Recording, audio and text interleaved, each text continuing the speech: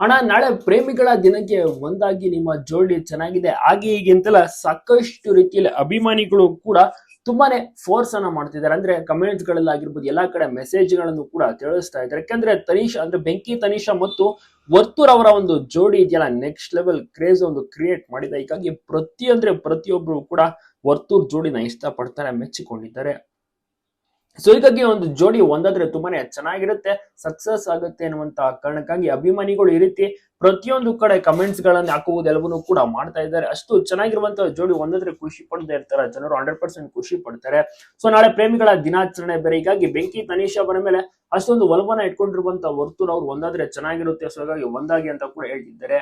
ಆಮೇಲೆ ಬಹಳಷ್ಟು ರೀತಿಯಲ್ಲಿ ವರ್ತೂರ್ ಅವರು ಜನರನ್ನ ಪ್ರೀತಿ ಮಾಡ್ತಿದ್ದಾರೆ. ಯಾಕೆಂದ್ರೆ ತುಂಬಾ ಕಡೆ ಒಂದು ಪ್ರೋಗ್ರಾಮ್ ಗಳನ್ನ ಅಟೆಂಡ್ ಮಾಡುವುದಾಗಿರ್ಬೋದು, ಸಾಕಷ್ಟು ಕಡೆ ಗ್ರ್ಯಾಂಡ್ ಓಪನಿಂಗ್ ಕಾರ್ಯಕ್ರಮ ಆಗಿರ್ಬೋದು, ಎಲ್ಲದಕ್ಕೂ ಕೂಡ ವಿಸಿಟ್ ಮಾಡ್ತಾರೆ. ಜೊತೆಗೆ ವರ್ತೂರ್ ಅವರು ತನೀಶ್ ಅವರ ಜೊತೆ ಅದೇ ರೀತಿಯ ಒಂದು ಒಡನಾಟ ಎಲ್ಲವನ್ನೂ ಕೂಡ ಇಟ್ಕೊಂಡಿದ್ದಾರೆ. ಹೀಗಾಗಿ ಇದೇ ಒಂದು ಬಾಂಧವ್ಯ, ಒಂದು ಫ್ರೆಂಡ್ಶಿಪ್ ಆಗಿದೆಯಲ್ಲ, ಅದನ್ನ ಲವ್ವರ್ಸ್ ಮದುವೆಯಾಗಿ ಪತ್ನಿಯಾಗಿ ಕನ್ವರ್ಟ್ ಮಾಡ್ಕೊಳ್ಳಿ ಅನ್ನುವಂತ ಮಾತನ್ನ ವರ್ತೂರ್ ಅವರಿಗೆ ಮೆಸೇಜ್ ಮೂಲಕ ಅಭಿಮಾನಿಗಳು ತಿಳಿಸ್ತಾನೆ ಇದ್ದಾರೆ.